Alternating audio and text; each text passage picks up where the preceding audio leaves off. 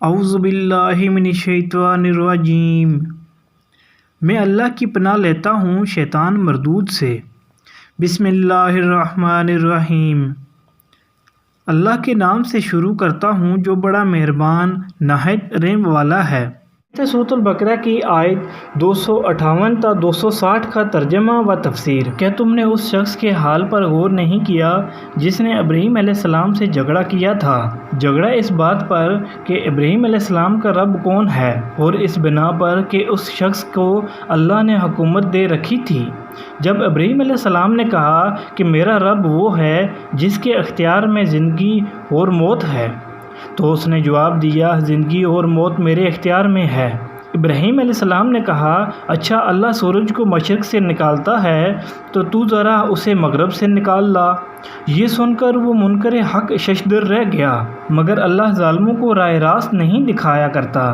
یا پھر مثال کے طور پر اس شخص کو دیکھو جس کا گزر ایک ایسی بستی پر ہوا جو اپنی چھتوں پر اوندھی گری پڑی تھی۔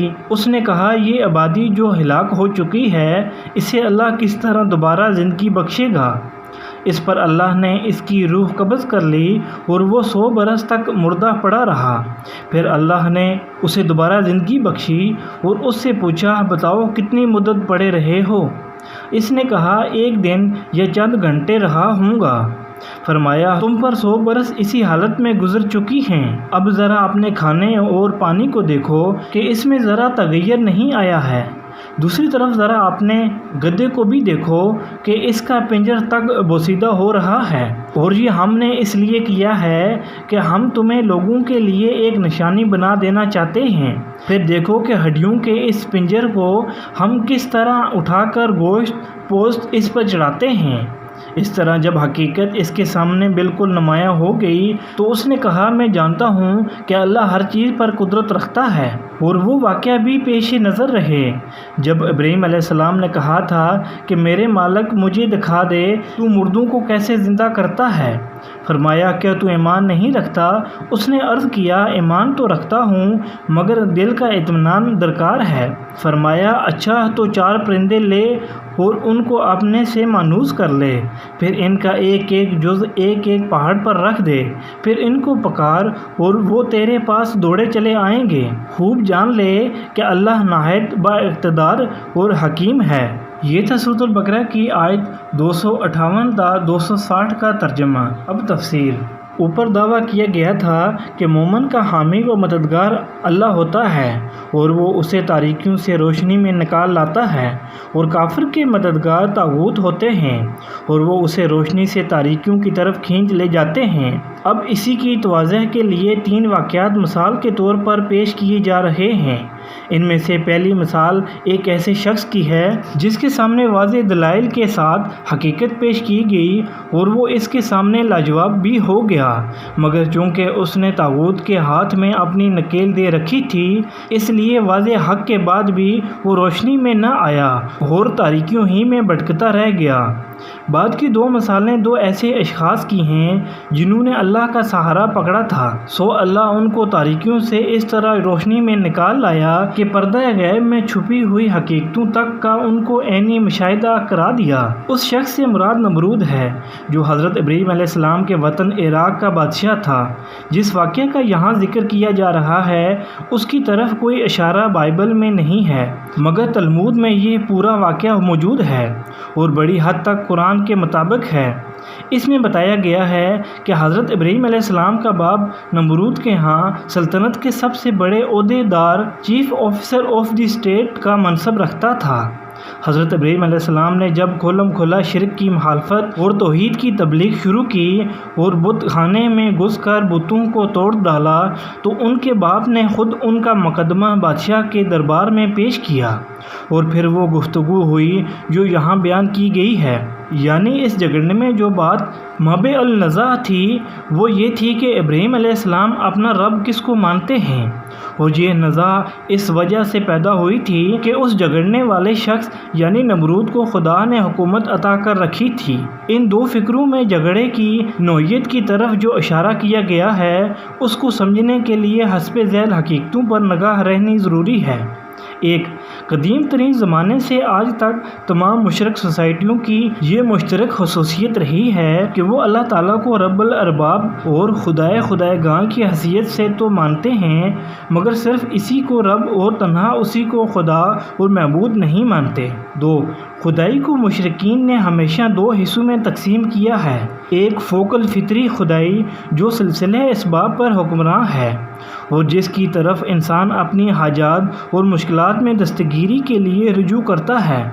اس خدائی میں وہ اللہ تعالیٰ کے ساتھ ارواح اور فرشتوں اور جنوں اور سیاروں اور دوسری بہت سی ہستیوں کو شریک ٹھہراتے ہیں، ان سے دعائیں مانگتے ہیں، ان کے سامنے مراسم پرستش بجا لاتے ہیں اور ان کے آستانوں پر نظر و نیاز پیش کرتے ہیں۔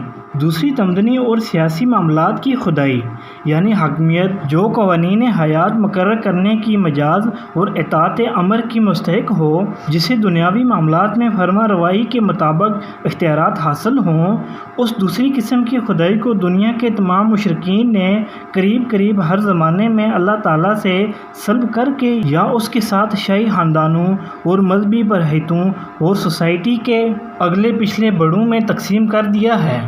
اکثر شاہی خاندان اسی دوسرے معنی میں خدائی کے مدعی ہوئے ہیں اور اسے مستحکم کرنے کے لیے انہوں نے بالعموم پہلے معنی والے خداؤں کی اولاد ہونے کا دعویٰ کیا ہے اور مذہبی طبقے اس معاملے میں ان کے ساتھ شریک سازش رہے ہیں۔ 3.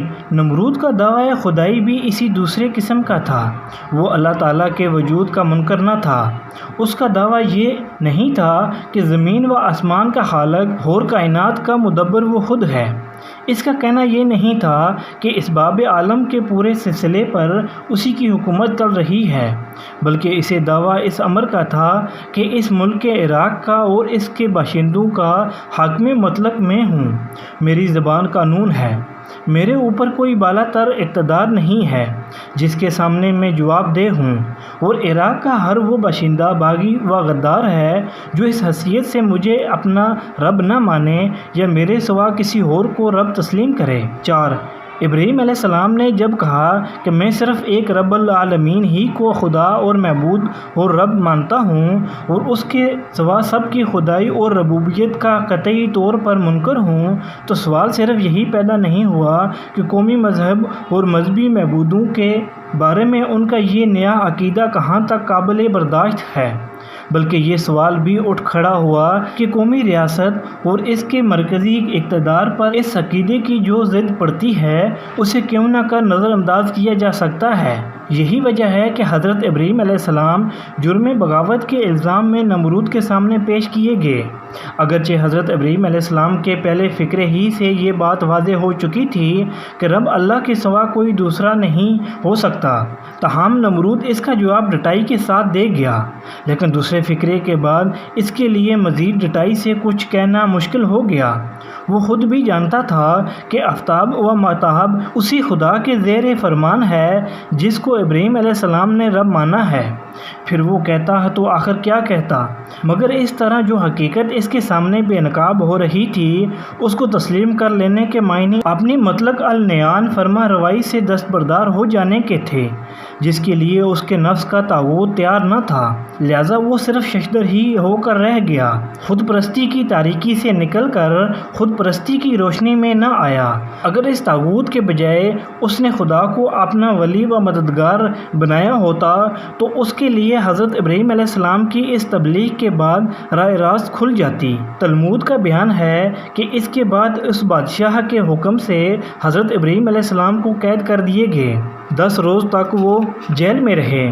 پھر بادشاہ کی کونسل نے ان کو زندہ جلانے کا فیصلہ کیا اور ان کے آگ میں پھینکے جانے کا وہ واقعہ پیش آیا جو سورہ انبیاء رکوع 5، العنکبوت رکوع 2-3 اور سورۃ الصفات رکوع 4 میں بیان ہوا ہے۔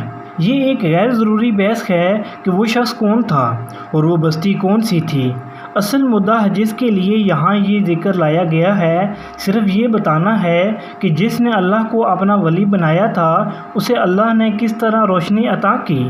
شخص اور مقام دونوں کی تعین کا نہ ہمارے پاس کوئی ذریعہ نہ اس کا کوئی فائدہ، البتہ بعد کے بیان سے یہ ظاہر ہوتا ہے کہ جن صاحب کا یہ ذکر ہے وہ ضرور کوئی نبی ہوں گے۔ اس سوال کے یہ معنی نہیں ہیں کہ وہ بزرگ حیات بعد الموت کے منکر تھے یا انہیں اس میں شک تھا، بلکہ دراصل وہ حقیقت کا عینی مشاہدہ چاہتے تھے، جیسا کہ انبیاء کو کرایا جاتا رہا ہے۔ ایک ایسے شخص کا زندہ پلٹ کر آنا جسے دنیا 100 برس پہلے مردہ سمجھ چکی تھی، خود اس کو اپنے ہم عصروں میں ایک جیتی جاگتی نشانی بنا دینے کے لیے کافی تھا، یعنی وہ اطمینان جو مشاہدہ عینی سے حاصل ہوتا ہے۔ یہ تھا سورۃ البقرہ کی آیت 258 تا 260 کا ترجمہ و تفسیر۔